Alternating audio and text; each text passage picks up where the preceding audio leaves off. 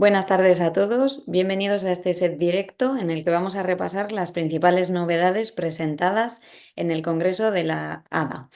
Antes de nada, quería agradecer a los ponentes el gran esfuerzo que han hecho para resumirnos todas las novedades de este Congreso y también agradecer a Abbott su colaboración por hacer posible este webinar para conocer las novedades de este Congreso, que es el más importante en el ámbito de la diabetes.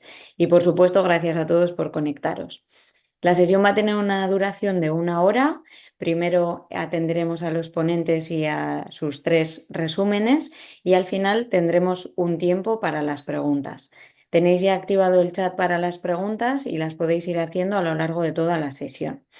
Y sin quitarles más tiempo, vamos a comenzar con el doctor Elías Delgado, que es conocido por todos, jefe de sección de diabetes del Servicio de Endocrinología y Nutrición del Hospital Universitario Central de Asturias de Oviedo y profesor titular en la Facultad de Medicina de la Universidad de Oviedo. Él nos va a hablar de la adiposidad, la diabetes tipo 2 y el riesgo cardiovascular y la relación que hay entre ellos. Elías, cuando quieras. Muy bien, buenas tardes a todos. Bueno, como digo, buenas tardes a todos. Muchas gracias, Elsa, por la presentación. Muchas gracias a la Sociedad Española de Diabetes por su confianza depositada en mí para resumir, pues en 15 minutos, nada más ni nada menos, lo que se ha presentado en 4 días de Congreso del Americano de Diabetes del 2024, que es lo más granado y lo más importante de la diabetes que tenemos en el año, ¿no? Con lo cual, bueno, pues vamos allá.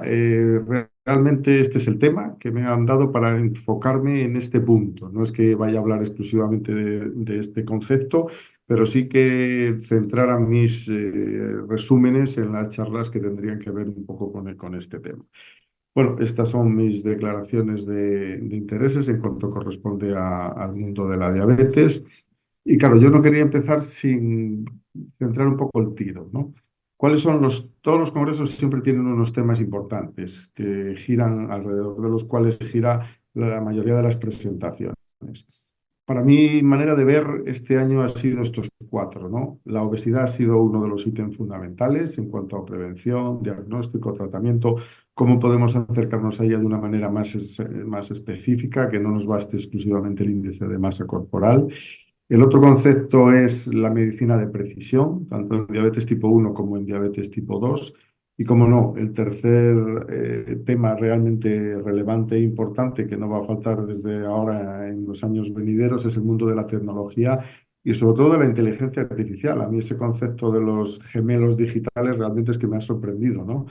Cómo vamos a tener un algoritmo digital que va a remedar qué ocurre con nuestros parámetros de glucemia y vamos a asimilar qué va a pasar cuando hagamos un ejercicio, cuando hagamos un tratamiento diferente, ¿no? Realmente es un concepto que tenemos que ir adaptándonos a ellos y metiéndonos en nuestro quehacer diario.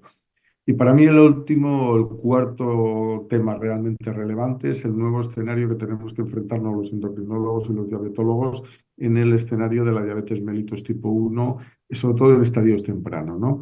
Realmente sabemos que ahora tenemos una diabetes tipo 1 en estadio 1, en estadio 2, dependiendo de si tiene anticuerpos o si tiene anticuerpos de alguna alteración de la glucemia, y pasamos a la diabetes tipo 1 ya en estadio 3, la que conocemos con su clínica. Bueno, pues tenemos un nuevo consenso que nos han dicho qué hay que hacer, cómo monitorizar cuando ya tenemos el diagnóstico de diabetes tipo 1 y diabetes tipo 2. Y lo que nos queda un poco por reaclarar es claramente dónde tenemos que empezar a hacer este screening. Yo creo que la doctora Chantal Matío lo dijo bien clarito, que lo tenemos muy claro en pacientes de familiares de diabetes tipo 1 y claramente tendremos que ir pensando en hacer screenings poblacionales, aunque eso quizá sea un terreno posterior. Pero yo creo que estos son los 4 puntos fundamentales que ha versado el Congreso de Orlando. No ha habido un estudio Princes de estos fundamentales, pero sí ha habido algunos estudios realmente relevantes. El de tirzepatide en sleep apnea ha sido uno de los fundamentales. Del SELED se han presentado 2 subestudios. ¿Qué ha pasado con los efectos según la hemoglobina glicosilada y en reducción de progresión a diabetes? Que ha sido espectacular. Es uno de los estudios que más prevención de diabetes tiene el 73%. El estudio que presentó Guillermo Pierre de monitorización continua de glucosa con umbrales de glucemia muy estrictos en el ámbito hospitalario, que realmente nos deja muy tranquilos que no debemos de cambiar nuestra práctica habitual en cuanto a los objetivos de glucemia. El hipercortisolismo en diabetes tipo 2, que nos han presentado como de pronto nos ha metido claramente una nueva alteración en la diabetes tipo 2, que es el hipercortisolismo. Incluso en diabetes tipo 1, tanto el Atenostat con SGLT2 y no solo esto, sino también agonista de receptor de GLP-1 en diabetes tipo 2, realmente creo que es un escenario que tenemos que ir enfrentándonos a él y que están saliendo estudios y que van a darnos mucha luz. Yo creo que esto es un poco por centrar el tiro, quizás desde mi punto de vista, sometido totalmente a los errores y a la perspectiva personal de mi manera de entender la diabetes, han sido tanto los estudios como los temas fundamentales que han controlado o que se han tocado en el Congreso Americano de Orlando. Y yo lo que os voy a presentar en estos 12 minutos o 13 minutos restantes es un poco lo que yo he seleccionado al respecto de lo que me ha encargado a mí la Sociedad Española de Diabetes de presentar. En primer lugar, haré un abordaje un poco socioeconómico, que yo creo que es realmente importante, y luego ya iré de frente al mundo de la obesidad, cómo se han actualizado un poco los estándares de la obesidad, qué tratamos primero cuando debuta un paciente con diabetes, la obesidad, las complicaciones, la hiperglucemia o todo junto. Otra reunión que hubo, un debate importantísimo que para luchar contra esta epidemia de obesidad que tenemos, que es más importante, el DPP trial o los tratamientos con agonistas del receptor de GLP-1.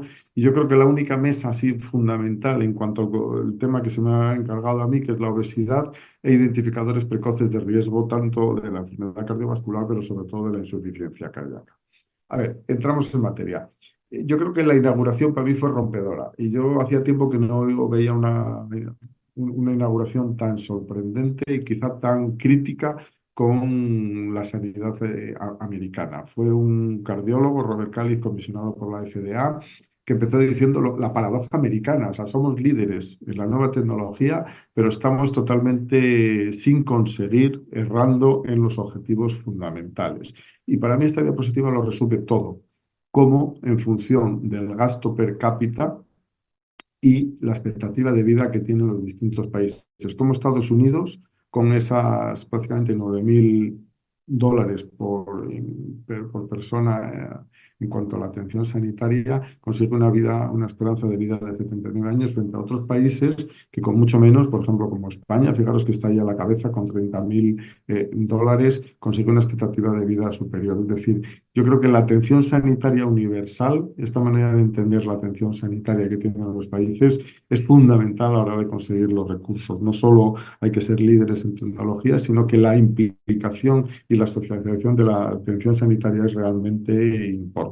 Luego podemos en el coloquio, si queréis, profundizar, pero para mí esta diapositiva puesta en un ambiente americano ha sido una crítica totalmente importante a este sistema.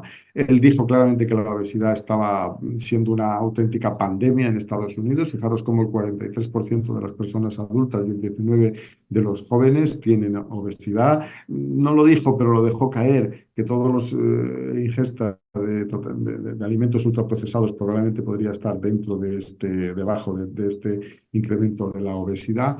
Y lo fundamental que él dio su charla era cómo la falta de acceso a estas grandes herramientas tecnológicas, fármacos, agonistas del receptor GLP-1 que no estaban llegando a la población, probablemente tenía mucho que ver en esa falta de resultados finales, que al final es lo que pretendemos, ¿no? Y hizo esta diapositiva de la izquierda que veis ahí, como ante la tecnología, que hay una disrupción digital que ha habido en varios ambientes, como pasó con la fotografía, como pasó con los vídeos, está probablemente ocurriendo con la sanidad y tenemos que incorporar, y dijo que la ADA estaba haciendo ahí una alianza con la atención primaria, que tenía que subirse a la tecnología, que tenía que subirse a todas las nuevas fármacos, porque si no, estábamos viéndonos en esta disyuntiva, que si la tecnología digital podía mejorar a toda la población, es decir, que una ola iba a subir a todas las personas, o que si no podríamos estar segmentando a la población de las personas con diabetes, en este caso, aquellos que tenían acceso y aquellos que no tenían acceso. Yo creo que fue para mí una charla realmente sorprendente y crítica con el sistema sanitario americano y bueno, con sus matices, pero que probablemente en España también podríamos aplicarnos en cierta manera, ¿no? La segunda es un poco en cuanto al coste. El autor de esta publicación, que ya fue en enero de este año, en el Diabetes Care, hizo un resumen de cómo había incrementado el coste. Y fijaros cómo el coste directo de diabetes en los últimos décadas, en los últimos 10 años, se había incrementado 35%. De tal manera que uno de cada $4 gastados en salud en Estados Unidos tenía que ver con personas con diabetes, ¿no? De tal manera que por persona, el gasto individual con diabetes era prácticamente unos $20.000 en el año 2022, 2,6 veces mayor que el gastado en cualquier persona que no tenía diabetes. ¿Y en qué se gasta este incremento de coste? Pues fijaros, un 44% directo en la medicación, pero en Estados Unidos el mundo de la insulina es un mundo peculiar y que es un incremento fundamental. Pero hay un 30% en hospitalización y en complicaciones que si conseguimos disminuir esas hospitalizaciones y esas complicaciones de la diabetes, podemos ser terriblemente coste eficaces. El paciente en el ambiente extrahospitalario también incrementa y ha incrementado en los últimos años 2,3 veces con respecto a las personas que no tienen diabetes. Y la cuarta diapositiva, fijaros cómo en aquellas personas con edad por encima de 65 años o más, el 65% del gasto atribuido a la diabetes era en estas personas, con lo cual las personas de edad avanzada con diabetes son las que más asumen este gasto.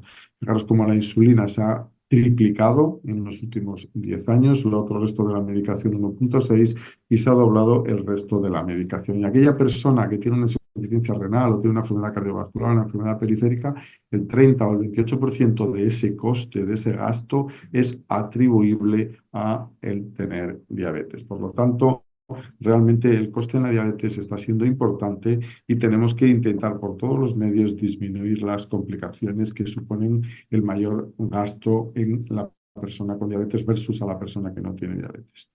Entrando ya de lleno en el mundo de la obesidad, pues hubo una charla de actualizaciones de los estándares care de diabetes, que probablemente tenga algún cambio. Se tocaron estos 4 o 5 aspectos, pero yo simplemente voy a comentaros el de la obesidad. Se habló claramente que tenemos que, lo que ya venimos viendo, que hay que hablar de personas con diabetes y no personas diabéticas o personas con obesidad, que debemos de intentar monitorizar una obesidad y no quedarnos exclusivamente con el índice de masa corporal, que tenemos claramente que es el objetivo primario de tratar a la persona con diabetes, el disminuir su obesidad junto con el control glucémico y que tenemos un objetivo claro. Si queremos conseguir un beneficio, hay que conseguir por lo menos un 3 o un 7% de descenso de peso, pero para conseguir un descenso de los eventos cardiovasculares y de la mortalidad, tenemos que conseguir descensos del peso en torno a mayores del 10%. Y que ahora lo podemos conseguir.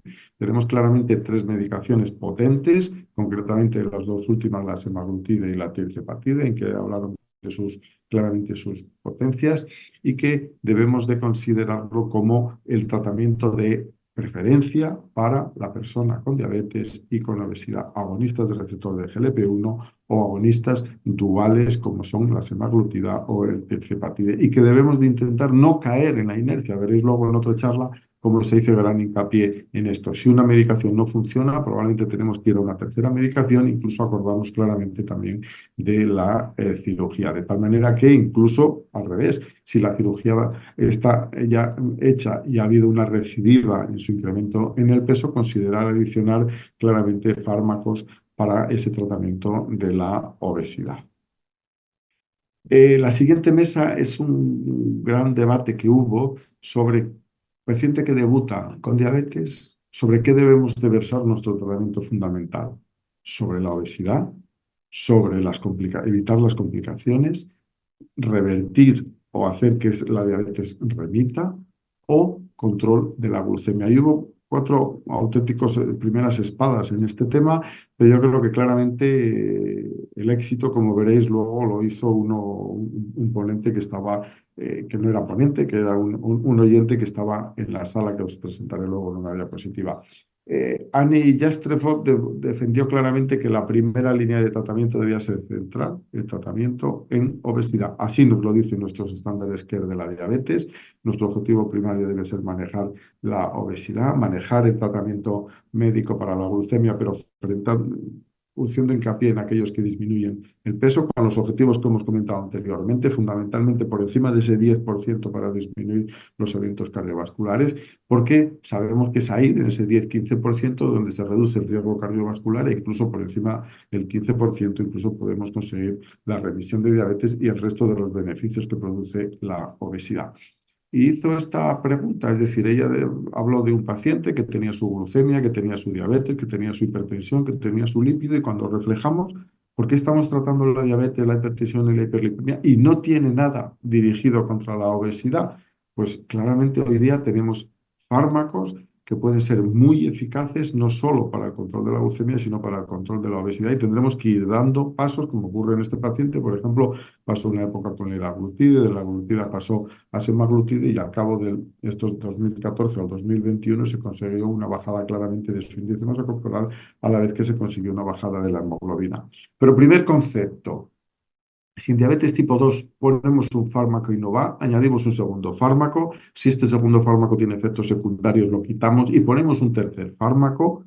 Pues esto tenemos que hacer en obesidad y tenemos que acostumbrarnos. La terapia combinada es necesaria para la diabetes y para tratar el tratamiento fundamental de la obesidad. Y además, otro concepto fundamental, sabemos por todos los estudios que el paciente con diabetes no baja tanto peso como aquel paciente que no tiene diabetes. Por lo tanto, tratarlo de una forma temprana. Cuanto antes tratemos la obesidad en una persona con diabetes, es cuando vamos a ser más eficaces, claramente. Y lo segundo, claro, hay que tener claro que es un tratamiento de por vida, un tratamiento continuo, porque al igual que tú tienes un paciente con hiperlipemia o tienes un tratamiento con diabetes y le tienes controlado, si le quitas la medicación se va a descontrolar. Pues en obesidad está pasando lo mismo.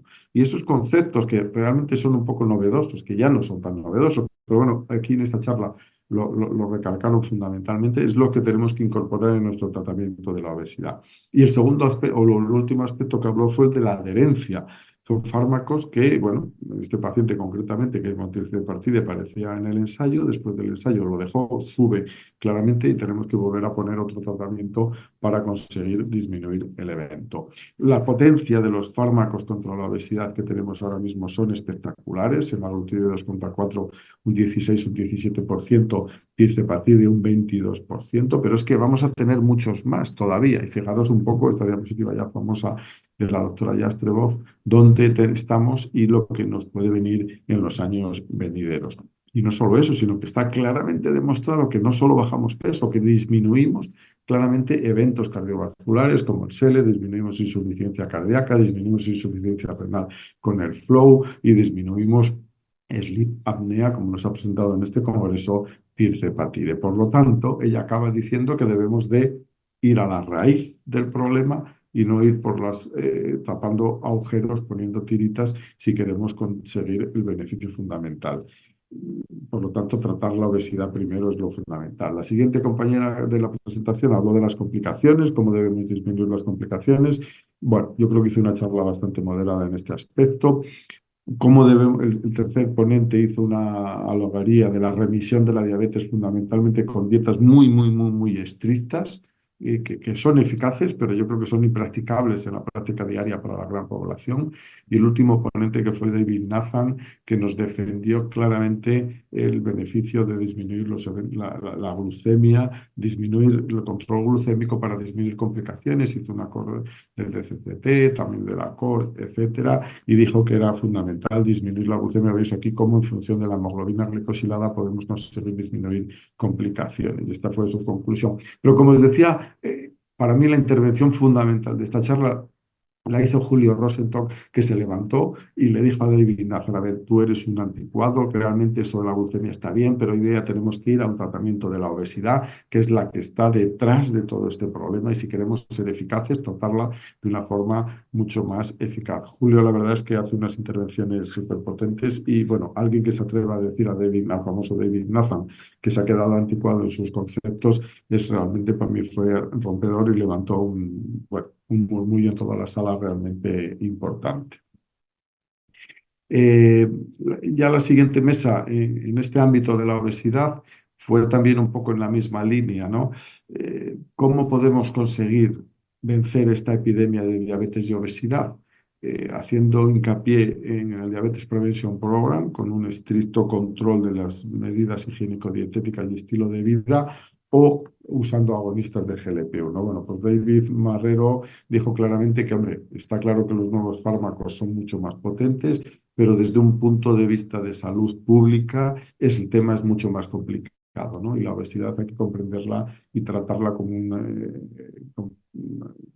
de salud pública, un problema de salud pública. Él dijo que los beneficios del DPPP y del Lucacet estaban ahí, bajadas de peso por encima del 6%, por encima del 5% a los 12 meses en el 62% de los participantes del DPP, y en cambio en el Lucacet, pues a los 12 meses esa bajada también de un 68%, de más de un 5%. Volvió a decir lo mismo: ¿por qué él defendía la dieta, el ejercicio, las medidas higiénico-dietéticas y no los fármacos? Fundamentalmente los fármacos por coste, por disponibilidad, por necesidad de continuar toda la vida con ellos, por potenciales efectos secundarios y por la personalización en los pacientes. Y dijo claramente que el problema estaba claro: son muy poderosos, pero son caros estas nuevas drogas, y podemos, más de 100 millones de americanos con obesidad, tener un gasto medio más o menos de unos 900 a $1.300 cada mes. La disponibilidad estaba claro: no todas las compañías de seguros cubren esta medicación, incluso la disponibilidad en cuanto a la disponibilidad farmacéutica de estos fármacos, la necesidad de tratamiento continuo, los posibles efectos secundarios que están ahí, y la personalización. Bueno, entonces él acaba diciendo un poco que hay que ser claramente prácticos, y como un problema de salud pública, dieta, ejercicio y estilo de vida es realmente lo relevante, y los fármacos pues habrá que ponerlos en su lugar y no de una forma totalmente a la población. Sin embargo, Ildiko Lindvall, de la Universidad de Dallas, Texas, dijo claramente, defendía lo contrario, ¿no? ¿Por qué estamos hablando de esto? Porque la obesidad no es baladí, tiene unos eventos cardiovasculares y microvasculares que complican la vida de las personas. ¿Y por qué él defiende los agonistas, ella defiende los agonistas del receptor de GLP-1? Pues precisamente por lo que el ponente anterior decía que no: por su eficacia, por su durabilidad y por sus efectos en prevención de complicaciones más allá de la defensa o de la bajada de peso. Esta diapositiva es contundente: el DPP, bajadas de peso por debajo del 5%, pero fijaros cómo el semaglutide de 2,4, 16,9, y tirzepatide ya estamos en el 22%, incluso el RETA nos ha demostrado en los ensayos publicados incluso el 24%, es decir, eficacia auténticamente diferente. Es como otro escenario, jugar en otra liga, ¿no? Y luego la durabilidad: mientras estés tomando el fármaco, el efecto perdura, mientras que la dieta y el ejercicio, si superpones los beneficios, claramente tienen un efecto en la fase inicial, pero con el paso del tiempo disminuyen.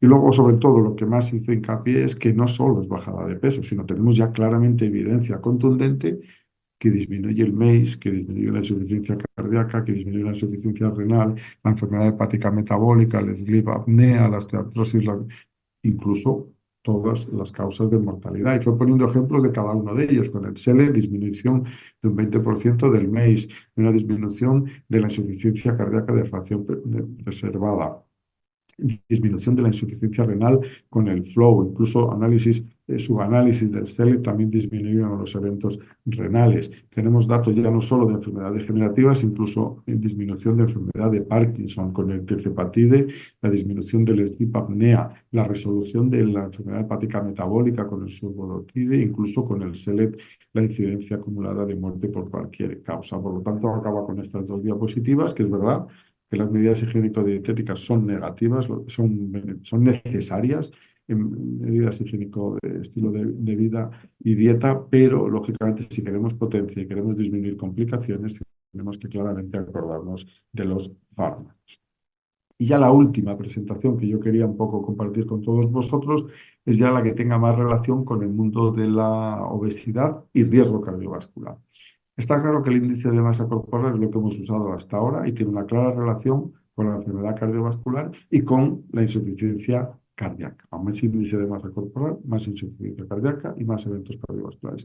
Pero necesitamos claramente ir más allá del índice de masa corporal, porque estas dos personas tienen el mismo índice de masa corporal, pero su contenido de grasa visceral es totalmente diferente. Y lo que está clarísimo, cuando ya haces estudios más potentes con resonancia, es que lo que de verdad se correlaciona con los eventos cardiovasculares es el exceso de tejido adiposo visceral, abdominal, y que además ese tejido adiposo visceral es el que se correlaciona con el tejido adiposo ectópico a niveles donde no tendría que estar, que es el que se correlaciona con los eventos cardiovasculares. Luego tenemos, ella lo puso ahí, pero claro, nos dejó un poco lo que ya sabíamos, pero no nos aclaró cómo poder acercarnos de una manera fácil, sin estas técnicas tan caras y tan dentro de programas de investigación y no de una manera asistencial, cómo podríamos conseguir esto, pero sí le puso el tema encima de la mesa, porque está claro, tanto con el SELEC como con otros estudios con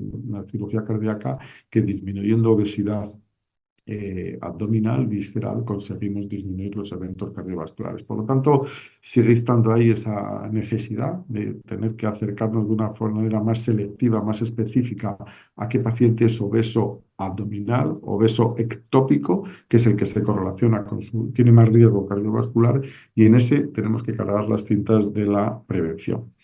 Y ya por último, lo que realmente, bueno, a mí me chocó y es una cosa que tengo pendiente ahora de la vuelta de volver a hablar con mis cardiólogos, es un poco los scores de riesgo de insuficiencia cardíaca. ¿Cómo podemos predecir ese riesgo de enfermedad de insuficiencia cardíaca en aquellos pacientes con diabetes tipo 2? Y el ponente hizo estos dos, se refirió a estos dos, al TIMI Risk Score y al WOS Diabetes Risk Score. Está claro que la diabetes incrementa la insuficiencia cardíaca y que ha disminuido en la población general. Sin embargo, en las personas con diabetes parece que no ha disminuido tanto como tenía que disminuir y necesitamos nuevas aproximaciones para prevenir esa insuficiencia cardíaca en la persona con diabetes. Está claro que la diabetes y la insuficiencia cardíaca no es un todo o nada, que hay un estadio inicial en el que es que la persona con diabetes y otro factor de riesgo cardiovascular ya está en el estadio A de insuficiencia cardíaca. Cuando ya aparece algún tipo de alteración, hipertrofia, remodelado, disfunción diastólica, estaríamos en el estadio B, y claramente ya cuando aparece la clínica de la insuficiencia cardíaca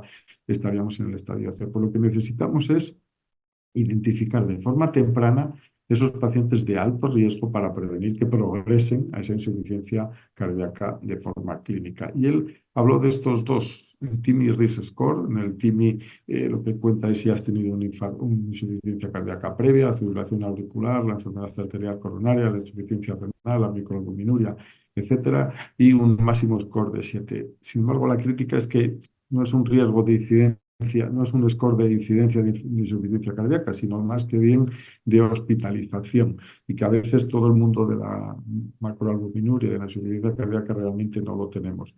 Si él era más partidario de usar este que está publicado en el Diabetes Care, el WOS Diabetes Risk Score, en el que se tiene en cuenta, y hay aplicación ya online en la red, y se tiene en cuenta la edad, el índice de masa corporal, la tensión arterial sistólica, la glucemia, la creatinina, la presión arterial diastólica, el HDL, el QRS, si has tenido un infarto previo, si tienes cirugía o revascularización previa, y que está validado por algunas cortes ya presentes. Pero lo fundamental un poco, yo realmente creo que no, yo no lo uso, y los cardiólogos de mi hospital no me suena que lo usan, realmente es una cosa que tengo que hablar con ellos ahora a la vuelta. Y el autor decía fundamentalmente que podía utilizarse, debe ser que tienen limitaciones a la hora de usar los biomarcadores, los péptidos natriuréticos fundamentalmente, en aquellas poblaciones que salieron a este score de alto riesgo, usar los péptidos como discriminantes de pacientes con mayor riesgo. Aunque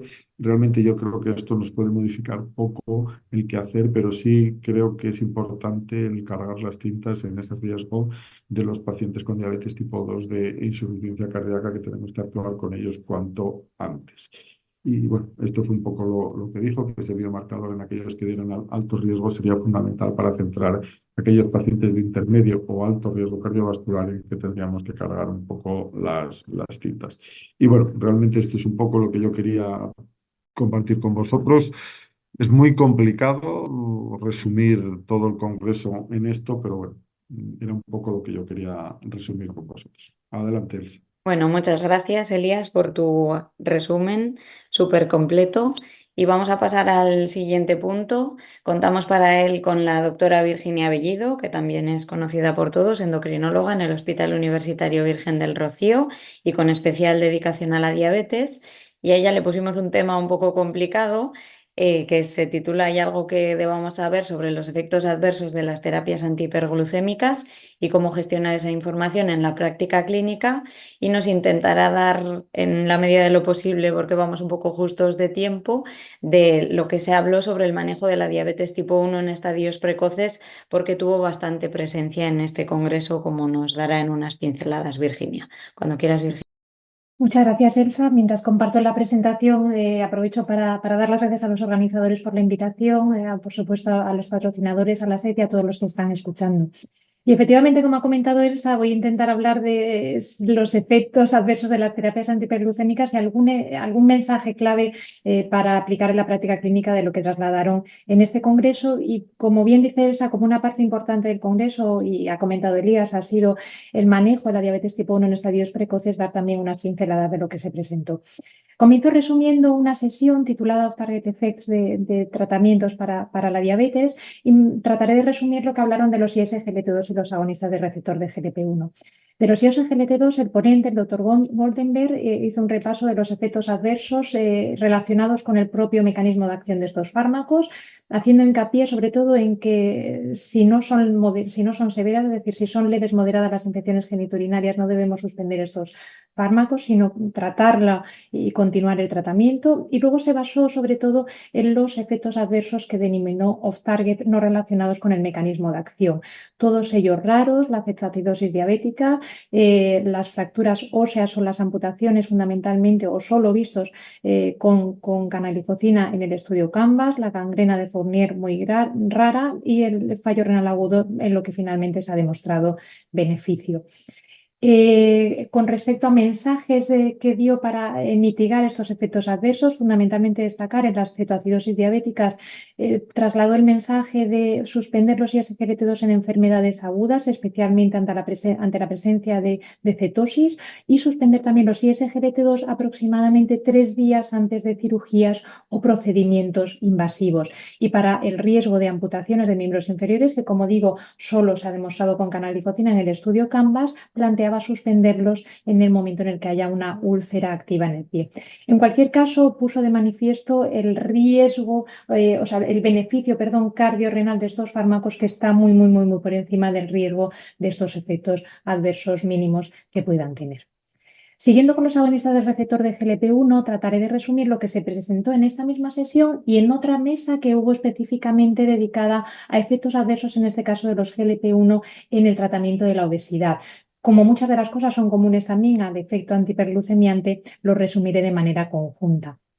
En la primera de las mesas, la doctora Tina Bisbol hizo un repaso de los efectos adversos, como subrayo aquí, más dudosos en relación con los agonistas del receptor de GLP-1, tratando de demostrar la evidencia que hay en cada uno de estos aspectos. El primero de ellos es si realmente los agonistas del receptor de GLP-1 están ligados al riesgo de pancreatitis. Se han descrito casos de pancreatitis en personas con diabetes tipo 2 tratados con GLP-1, pero cierto es que la pancreatitis es más frecuente también en personas con diabetes tipo 2. Con todos los ensayos clínicos realizados, con toda la evidencia en vida real, se puede decir que a día de hoy no hay evidencia de que el tratamiento con agonista de receptor de GLP-1 aumente el riesgo de pancreatitis en personas con diabetes tipo 2. En cualquier caso, en ficha técnica nos recomiendan evitar el uso de agonista de receptor de GLP-1 en personas con antecedentes de pancreatitis agudas, crónicas o recurrentes, porque estos pacientes están excluidos de los ensayos clínicos y por tanto está fuera de ficha técnica. Sí que existe como un área gris en aquellos pacientes que tienen pancreatitis relacionados con litiasis biliar, que se han sometido a una colecistectomía, siempre que hayan tenido los episodios de pancreatitis hace más de 6 meses, puesto que en algunos de los ensayos, en concreto con liraglutide, sí se incluyeron este tipo de pacientes. Lo que no nos recomiendan es monitorizar amilasa y lipasa, porque per se el tratamiento con agonista de receptor de GLP-1 puede aumentar estas enzimas. Lo que hay que monitorizar es la clínica, lo que sería el dolor a nivel abdominal. Y una cosa interesante, ya no en relación con las pancreatitis, sino con los cólicos biliares, es que nos planteaba valorar la prescripción de ursodiol en personas que tengan una tasa de pérdida de peso mayor del 1% a la semana. Quizás un mensaje para llevar a casa que me consta que algunos compañeros implementan ya en la práctica clínica con fármacos que vamos a ver cada vez más potentes. Esto supondría, por ejemplo, en una persona de 100 kilos que está perdiendo más de 1 kilo a la semana, plantear el uso de ursodiol, como digo, para minimizar el riesgo de cólicos biliares. El segundo de los aspectos sería el riesgo de cáncer de páncreas. De nuevo, muchos datos analizados. Como veis, análisis con más de 3 millones de personas. En concreto, el hazard ratio para el desarrollo de cáncer de páncreas era inferior cuando se comparaba el GLP-1 con respecto a insulina. Y lo que parece claro es que no existe una asociación entre el uso de agonista de receptor de GLP-1 y el desarrollo de cáncer de páncreas. Por lo tanto, tranquilidad también en este aspecto. Tanto en esta mesa como en la de efectos adversos con GLP-1 en el tratamiento de la obesidad, se habló del uso de GLP-1 en personas con patología nodular tiroidea. En principio, la única contraindicación sería en personas con antecedentes de carcinoma medular de tiroides, porque, por lo que se ha visto en ratas, en humanos no hay evidencia de que aumente el riesgo de carcinoma medular de tiroides, pero nuevamente estas personas están excluidas de los ensayos clínicos. Hay un registro de la FDA en marcha para establecer esta asociación, pero a día de hoy no hay evidencia de que aumente el riesgo de carcinoma medular de tiroides. Aún así, como digo, por ficha técnica, no deberían usarse en personas con historia personal o familiar de carcinoma medular de tiroides, pero lo que está claro es que no recomiendan, por supuesto, ni medir calcitonina, ni por supuesto desestimar el uso de GLP-1 en personas que tengan sin más nódulos tiroideos. Otra de las mesas, de las ponencias dentro de esta mesa fue en relación con el uso de agonistas de receptor de GLP-1 y el riesgo de suicidio, y la conclusión es que a día de hoy hay insuficiente evidencia que sugiera una relación entre el uso de agonistas de receptor de GLP-1 y el riesgo de suicidio. Tanto en revisión como por la FDA como por la EMA, la conclusión a día de hoy es que no existe suficiente evidencia. De hecho, incluso hay estudios con liraglutide en personas con obesidad y enfermedad severa mental, en estudios pivotales, en estudios pilotos, estudios randomizados piloto, en los que no se ha visto que aumente el riesgo de eventos adversos. Sí que dicen que necesitamos datos a más largo plazo y, por supuesto, ver la evolución clínica de los pacientes. Otro de los aspectos sería la relación con la retinopatía. La doctora Tina Bisbal comentó los datos del SUSTAIN 6 con semaglutidas en los que se vio un aumento del riesgo de retinopatía, pero cuando se analizaba según la presencia o no de retinopatía a nivel basal, se veía solo ese aumento en los pacientes que ya tenían retinopatía previa, en probablemente relación con la bajada de hemoglobina glicosilada, al igual que sucede con otras terapias, y en cualquier caso está en marcha un estudio específico, el FOCUS con semaglutida, en personas con evidencia de retinopatía diabética para clarificar este aspecto, pero a día de hoy no parece que aumente el riesgo de retinopatía. Por último, ya no con efectos adversos menos comunes, sino con efectos adversos gastrointestinales comunes, nos daban ciertas recomendaciones para favorecer la adherencia del paciente y favorecer la experiencia del paciente, como sería la titulación poco a poco. Incluso planteaban las microdosis o dosis más bajas de las habituales, utilizando los clics para favorecer la adherencia en aquellas personas que tengan más síntomas gastrointestinales. No suspenderlos directamente, sino incluso plantear el uso de antieméticos o procinéticos para favorecer esa tolerancia y, por supuesto, dar recomendaciones dietéticas, que cuando no tienen hambre, por supuesto, que no coman grandes cantidades y, por supuesto, en aquellas personas que tienen más tendencia al estreñimiento, aumentar el contenido de fibra o la hidratación para minimizar también el riesgo de estreñimiento. Recomendaciones comunes para efectos adversos gastrointestinales, que como sabemos sí son los más comunes con este tipo de fármacos. Otra de las mesas también en relación con GLP-1 y GIP era el uso de estos fármacos en el entorno perioperatorio. ¿Qué tenemos que hacer? ¿Pararlos o no? Esta en concreto fue una mesa en la que hubo tres perspectivas, anestesista, digestivo y endocrinólogo. Planteaban la situación y es que estos fármacos retrasan el vaciamiento gástrico, pueden aumentar los residuos gástricos y, por tanto, y está descrito, pueden aumentar el riesgo de aspiración en pacientes que se han sometido a una sedación. Y la cuestión es qué tenemos que hacer con estos fármacos. ¿Los tenemos que parar? ¿Cuánto tiempo tenemos que pararlos? ¿Esto tiene que ser en todos los pacientes? ¿O qué modificaciones dietéticas tenemos que dar? En concreto, el anestesista, defendiendo un consenso publicado en el 2023 por anestesistas, en el que plantean que en aquellos pacientes con agonista de receptor de GLP-1 diario se suspenda un día antes del procedimiento, en aquellos con GLP-1 semanal se suspenda una semana antes del procedimiento.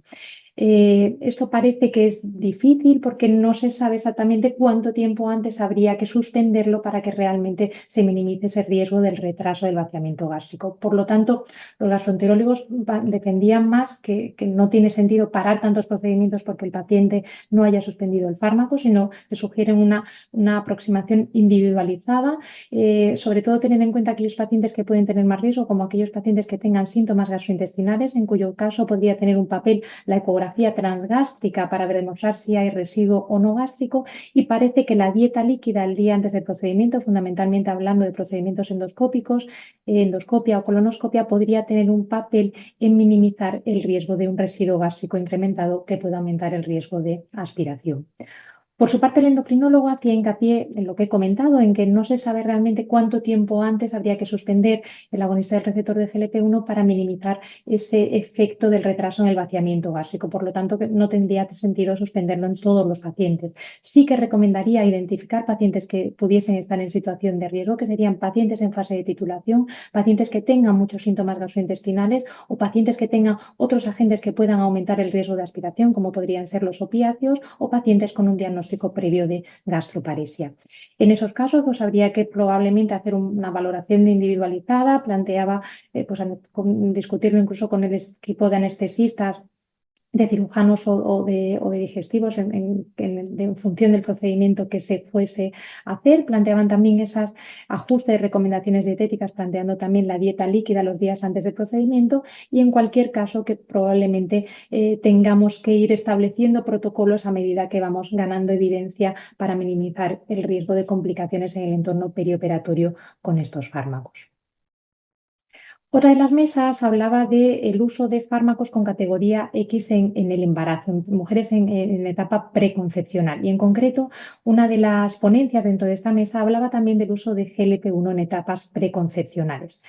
Lo que planteaban es que el uso de estos fármacos es cada vez más frecuente en mujeres con diabetes tipo 2, pero también en mujeres con obesidad. Y de hecho se ha hablado mucho de los bebés Ozempic, de cómo estos fármacos, gracias a esa pérdida ponderal, pueden favorecer incluso el que la mujer se quede embarazada.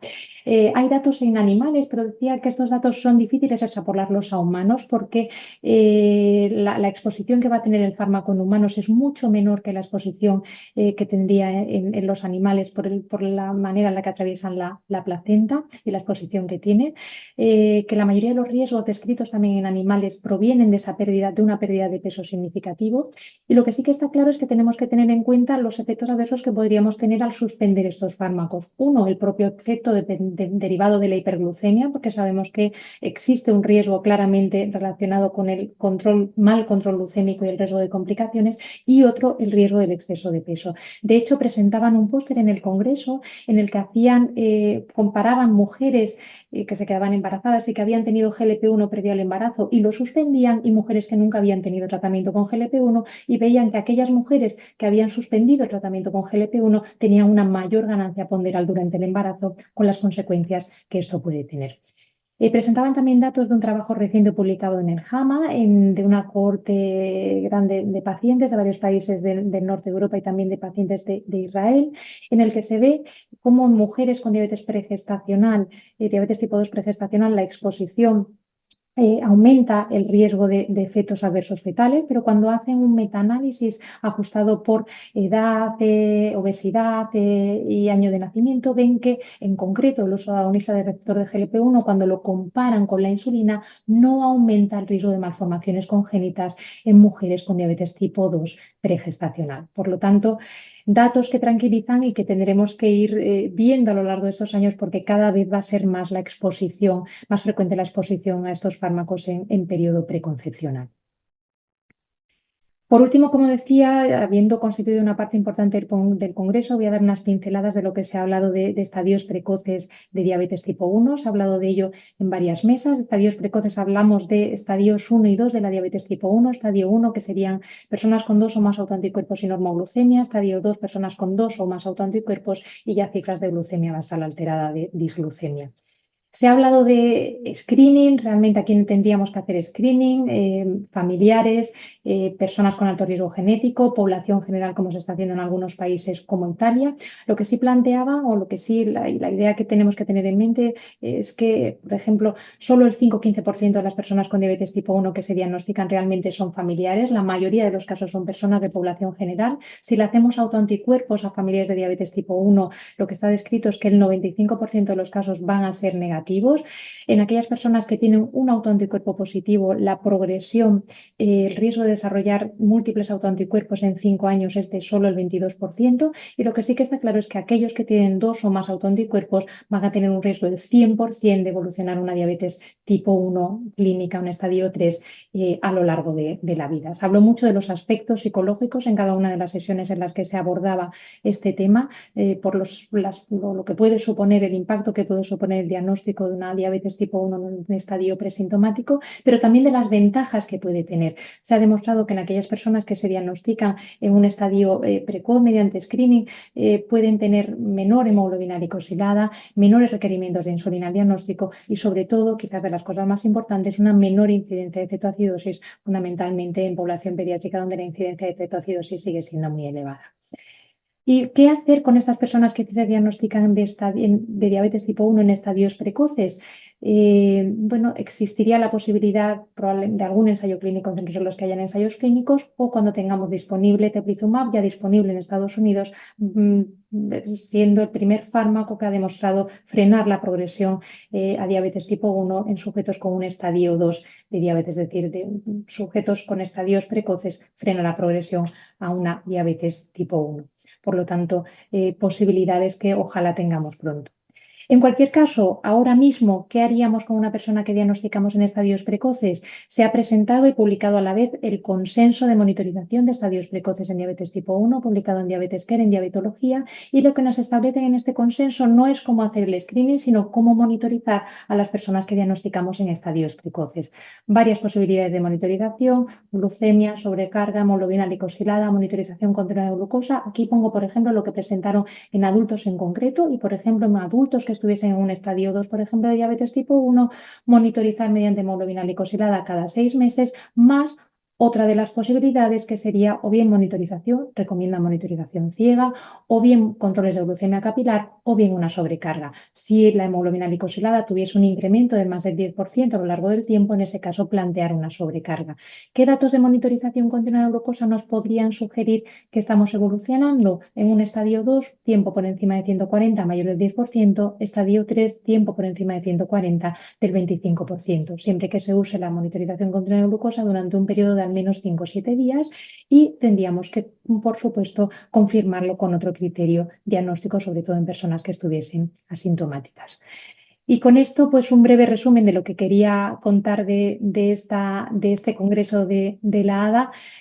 Como decían previamente, difícil resumirlo, pero espero haber dado unas pinceladas con mensajes para llevar a casa y poder aplicar en la práctica clínica, sobre todo con los efectos adversos de los antihiperglucemiantes, también de tratamiento en obesidad.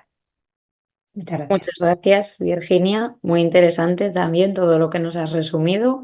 Y pasamos sin retraso a la doctora Rosa Gasa. Ella es una conocida investigadora del Instituto de Investigaciones Biomédicas Auguste y Sunyer del IDIBAPS de Barcelona, y es doctora en Ciencias Biológicas por la Universidad de Barcelona. Y nos va a hablar de lo que se presentó en el Congreso sobre avances en terapia celular y regeneración tisular para el tratamiento de la diabetes. Cuando quieras, Rosa. Muchas gracias, Elsa. Mientras también comparto la presentación. Vale, perfecto. Quería darte gracias por la presentación, gracias también a la SED por invitarme, a darme esta oportunidad, y a todas aquellas personas que nos están escuchando. La verdad es que, como podréis ver en esta diapositiva, han habido de hecho bastantes simposios y sesiones dedicadas al reemplazo de célula beta, y también supongo que podréis ver, porque están en color verde, muchos menos, y solo, de hecho, junto con terapias de reemplazamiento celular, se ha hablado de regeneración. Y para empezar, simplemente quería recordar muy rápidamente los criterios actuales para los cuales se considera adecuada una terapia de reemplazo celular. aparte de ser la diabetes tipo 1 de más de 5 años de evolución, la edad 18-65, apetito bajo o indetectable, y sobre todo hipoglicemias problemáticas que sean recurrentes, severas, inadvertidas o inestabilidad glicémica severa. Pero también quería puntualizar que otro de los criterios en los que se hablaron en al menos dos de las ponencias era de los factores psicológicos que se consideran también muy importantes a la hora de decidir si hace falta o es necesaria una terapia de reemplazo celular.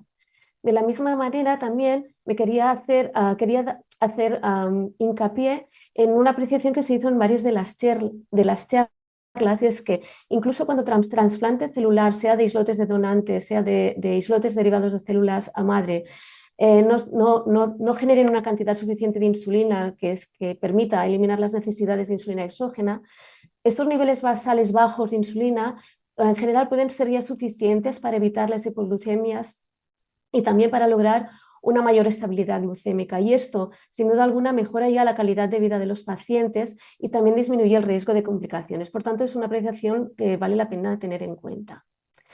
He escogido y vamos a ver con el tiempo que queda de lo que os voy a poder hablar, pero es que estos son los temas escogidos en mi webinar. Uno de esos quiero hablar de los islotes derivados de células madre, el estatus en el que estamos actualmente, de una nueva aproximación al rechazo del aloinjerto y luego de si puede haber alguna pastilla para aumentar el número de células beta. Pues paso así ya a empezar con los resultados del ensayo clínico de Vertex que se han presentado, los últimos resultados que se han presentado en este congreso de la ADA. Pues bien, en esta terapia que le llaman VX880 es una terapia experimental basada en el trasplante alogénico de células de islote productoras de insulina que derivan de células madre embrionarias. Derivan mediante un protocolo de diferenciación dirigida in vitro y las células que se trasplantan a los participantes en este estudio se encuentran en este estadio, es el estadio final de la diferenciación y se consideran, al menos en este estudio, se consideran como totalmente diferenciadas. El tipo de trasplante se ha seguido el protocolo del trasplante de islotes de donantes, es decir, infusión por vena porta, inmunosupresión sin esteroides.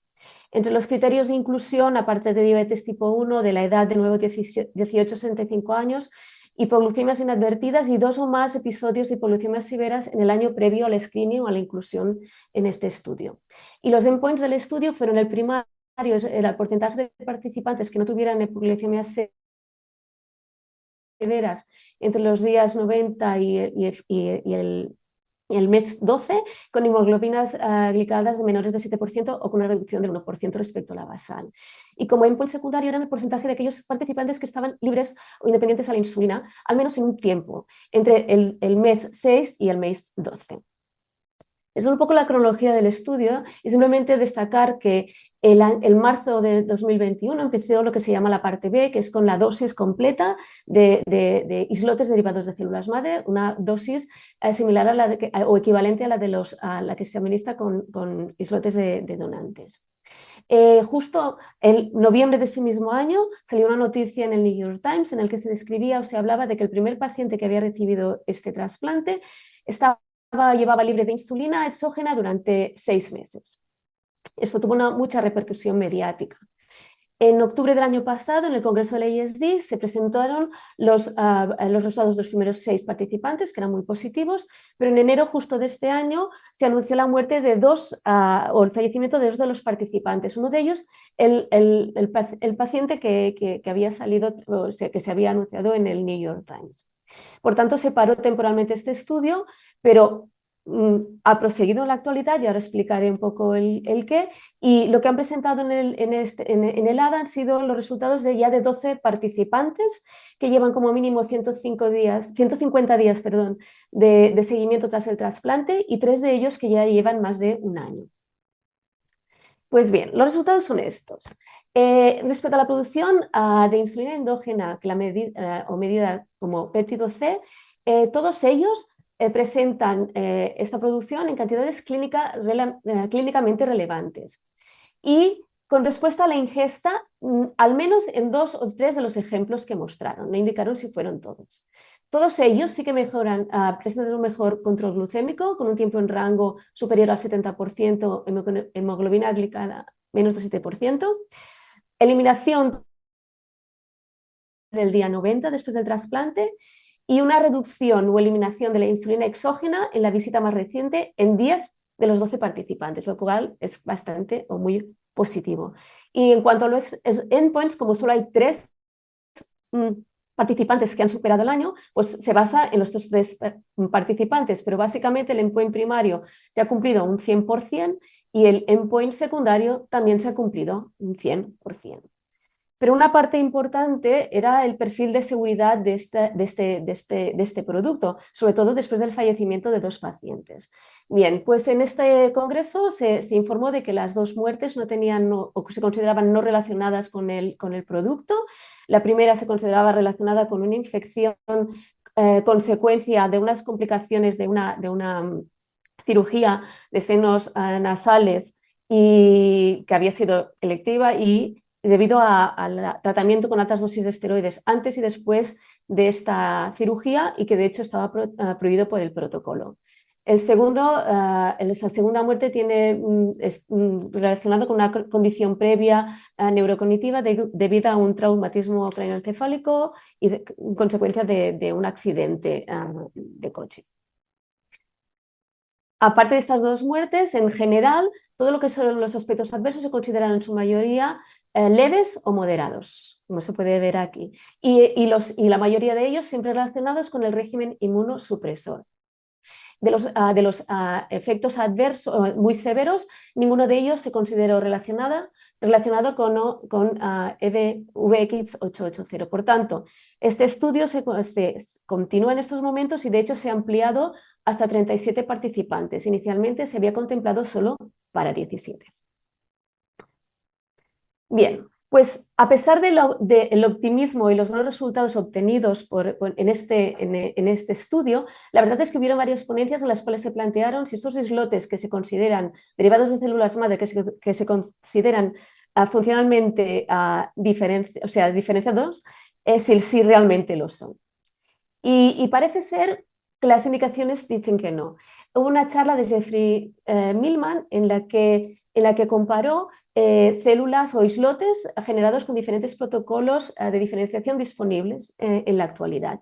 Y lo primero que describió es que estos islotes tienen una composición celular distinta a los islotes de los islotes primarios. Y en particular, aquí tenéis los islotes primarios, aquí serían los islotes derivados de células madre. Cada uno de estos grupos con colores se refiere a identidades celulares distintas y lo que se identificó o se ha identificado es una serie de células que tenéis aquí, que son células muy similares a las células enterocromafines del tracto gastrointestinal que segregan serotonina y que no se encuentran en los islotes primarios.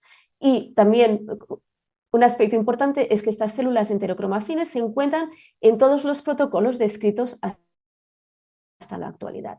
Por otra parte, las células beta generadas presentan una expresión baja o inexistente de marcadores de célula beta madura. Y aquí lo podéis ver, estos son los diferentes protocolos existentes. Esto sería la expresión en rojo en una célula beta adulta, la expresión en una célula beta fetal, y estos son algunos de los marcadores, algunos conocidos, por ejemplo, como la amilina o la urocortina. Fijaros los niveles tan bajos y bien distintos entre los diferentes protocolos. Y por último, estas células también generadas in vitro presentan perfiles de cromatina distintos a las células beta primaria. Tienen cromatina cerrada en genes que son característicos de célula beta madura, que deberían estar abiertas, porque deberían estar activas transcripcionalmente, y presentan cromatina abierta en genes de progenitores que deberían estar cerrados y genes off-target, es decir, genes que no se deberían expresar en una célula beta madura. Por tanto, esto lleva a pensar que realmente los protocolos actuales se deben optimizar y han habido varias charlas respecto a esto y simplemente voy a destacar 2 de ellas. Una es la del laboratorio de Cristina Nostro, que considera que el problema está ya en los progenitores pancreáticos que se están generando en estos protocolos de diferenciación y que tienen la capacidad de generar estas células enterocromafines. Pero también destacan que estos progenitores son plásticos y que modulando vías de señalización específicas somos capaces o podemos dirigir su especificación hacia una identidad u otra. Por otro lado, el laboratorio de Matías Gibro propuso otra alternativa y es que destacaron que Las células generadas in vitro tienen una expresión de un factor de transcripción crítico para la función beta muy baja comparado con una célula primaria. Entonces simplemente lo que hicieron es introducir expresión o sobreexpresaron este factor de transcripción al final del proceso de diferenciación, y esto llevó a una mejora muy cualitativa y cuantitativa de la expresión de genes, de identidad beta, funcionalidad y actividad metabólica. Por tanto, este es un poco el estado general de los estudios relacionados en estos momentos con islotes derivados de células madre. Paso al segundo tema que fue muy importante también, que es cómo evitar el rechazo de trasplante. ¿Hay alternativas a una inmunosupresión sistémica, dado por ejemplo que la mayoría de los efectos adversos tienen que ver con ella? Y para resumirlo de manera muy breve, utilizo una frase de uno de los ponentes, es decir, estamos en un punto de transformación. ¿Y esto qué quiere decir? Que se están realizando muchas cosas y muchas estrategias simultáneamente. Se habló en el Congreso de Inmunomodulación Local, con biomateriales, hidrogeles, con células inmunomoduladoras, encapsulación, macro-micro conformal y modificación genética de las células trasplantadas para eliminar moléculas específicas con la idea de intentar evitar que estas células sean atacadas por el sistema inmunitario.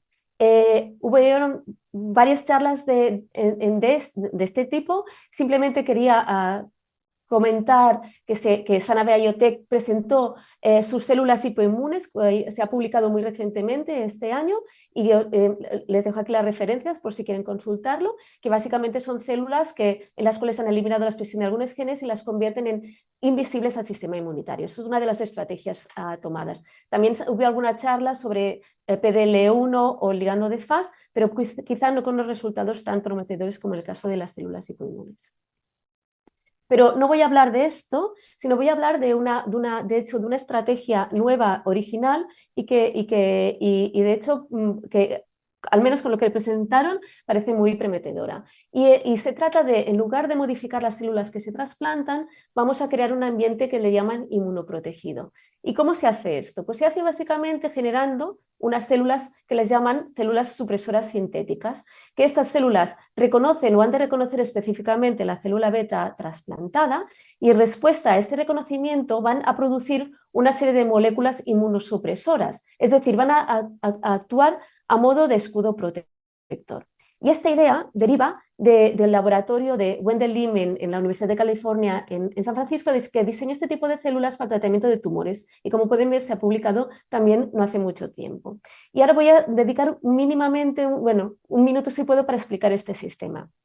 Estas son las células que son células T, CD4 positivas, sintetizadas. Presentan la expresión de un receptor de Notch sintético que reconoce específicamente una molécula que es CD19, que la tienen que tener las células dianas, es decir, las células que nosotros queremos proteger. Cuando el receptor reconoce CD19, se activa un factor de transcripción, y ese factor de transcripción induce la expresión de unos genes que aquí les llaman payload, que sería básicamente como carga útil, y que son los genes supresivos que tienen que tener un efecto sobre la expresión del sistema inmune. La ventaja de este sistema es que esta carga puede ser muy versátil y puede ser personalizada. Y estos son algunos de los payloads que estas células pueden llevar: citoquinas, algunos receptores, etc. El laboratorio de Hebron, de hecho, analizaron muchas de estas y muchas combinaciones, y se quedaron con la combinación escogida, que era CD25, que lo tenemos aquí, que se le conoce como un sumidero de citoquinas, ¿vale? Y también con TGβ1, que es una citoquina supresora. Utilizaron estas dos moléculas, y como por limitación de tiempo me es imposible explicar todo lo que explicaron en aquel momento, os voy a explicar el experimento in vitro in vivo, que posiblemente es el más espectacular. Lo que hicieron estos autores es generaron estas células derivadas de célula madre con los protocolos habituales, y al final del protocolo introdujeron la expresión de esta molécula CD19. Una vez obtenidos estos islotes, se trasplantaron en ratones bajo la cápsula renal, y 14 días después del trasplante se inyectaron, no se inyectó nada, se inyectaron células T asesinas de tipo CAR-T, en concreto estas reconocen a HLA-2, y se inyectaron estas mismas células asesinas en conjunción con células T supresoras de las que os he explicado anteriormente. Y esto es el resultado quizá más visible. Esto es el implante y esto es la visualización o un imaging del implante. Esto sería el trasplante normal después de 21 días, no hay ningún cambio. Este sería el trasplante y en los ratones que han recibido únicamente las células T o las CAR-T, células asesinas, como se puede ver a los 3-7 días, se deja de ver el trasplante. Sin embargo, cuando se combinan las dos, este trasplante se mantiene. Sí que es verdad que la protección es del 100%, es del 60%, pero es suficientemente buena con esta aproximación y es la primera demostración que esto puede ser una estrategia factible para proteger las células del implante. Muy bien. Y ya para terminar, el último punto va a ser cuáles son las novedades o hay alguna novedad sobre estrategias de regeneración. La verdad es que hubo muy pocas charlas y no muchas novedades. Y sin embargo, he decidido que valía la pena explicaros o hablaros de un viejo conocido para aquellos que, bueno, viejo no tanto porque se publicó en el 2015, pero de aquellos que trabajan con medicina regenerativa y expansión de células betas, que es la armina. El doctor Andrew Stewart dio una charla, de hecho fue la última del congreso y habló de regeneración y habló de este producto. Este es un producto natural que se obtiene de una liana sudamericana, que de hecho es uno de los componentes de la ayahuasca, que imagino que a muchos de ustedes les suena. Pues esta armina induce la proliferación de células beta humana adultas. También, en combinación con GLP-1, tiene un efecto sinérgico sobre esta proliferación. Con combinación con inhibidores de TGF-beta tiene también un efecto sinérgico y además induce marcadores de diferenciación de célula beta y mejora la secreción de insulina. Todo esto ya estaba publicado. ¿Qué ofrecen, qué aportan de nuevo en este congreso? En primero, que comparan la armina con otros inhibidores de DYRK1A, que lo he olvidado decirlo antes, es una de las quinasas diana de la armina, pues resulta que todos los inhibidores inducen la proliferación de la célula beta. Sin embargo, no todos aumentan la expresión de genes de diferenciación o de funcionalidad beta. Esto parece ser muy específico de armina y de otro que tenéis aquí, que es del 5-IT. Y esto es particularmente interesante porque muchas veces los fenómenos, la activación de replicación de una célula va acompañada o va simultáneamente de una desdiferenciación de esta célula. Básicamente la pregunta era, DYRK1A es una quinasa ubicua, está presente en todos los tejidos, ¿va a ser segura la armina en humanos? Y de hecho se dedicó Stewart durante buena parte de su presentación a convencer de que sí, de que podía ser segura. De hecho, demostraron que armina es muy selectiva o mucho más selectiva que otros inhibidores de DYRK1A.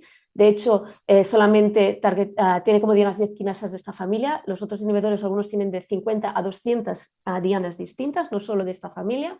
En estudios preclínicos no publicados, pero disponibles en un bioarchive que tenéis aquí, no hay evidencias de proliferación o histología normal en otros tejidos después de 3 meses de tratamiento con armina en ratones, ¿recordad? Y la armina se utilizó como medicamento anti-Parkinson en los años 20 por Merck, luego se dejó cuando apareció la L-Dopa. Y también, a título un poco que casi era como de broma, es que la digestión de armina en humanos hace más de 1000 años que se está haciendo en métodos de pócimas y de medicamentos en las poblaciones indígenas. Y ya para terminar, que nos dijo pues, que hay un ensayo en fase 1 terminado con armina pura en la que se han tratado diferentes dosis y no aportó ningún resultado en ese momento porque dijo que estaban en curso o estaban impress. Por tanto, esperemos a ver qué pasa con la armina, pero parece que puede ser una historia que va a continuar. Y a mi última diapositiva, me ha costado mucho realmente seleccionar charlas porque eran muy variopintas en este tema y he decidido terminar con una frase de Jen Speth, de una de las presentadoras de las ponentes, que decía básicamente que si tú solo tienes un martillo es muy tentador a tratar todo como fuera un clavo. Y evidentemente esto no siempre es así y justifica un poco la existencia de tantas estrategias alternativas que se están testando en este momento. Y gracias y perdón que me da la sensación de que voy muy rápida. Bueno, muchísimas gracias, Rosa. Una revisión excelente de todo lo que se ha presentado en el Congreso. Vamos ya un poquito fuera de tiempo, son las 7:10 y en el chat solo hay una pregunta que, sintiéndolo mucho, vamos a dejar sin responder porque ya nos pasamos mucho de tiempo. Muchas gracias a todos los ponentes por su dedicación y su tiempo y por haber preparado estas excelentes revisiones.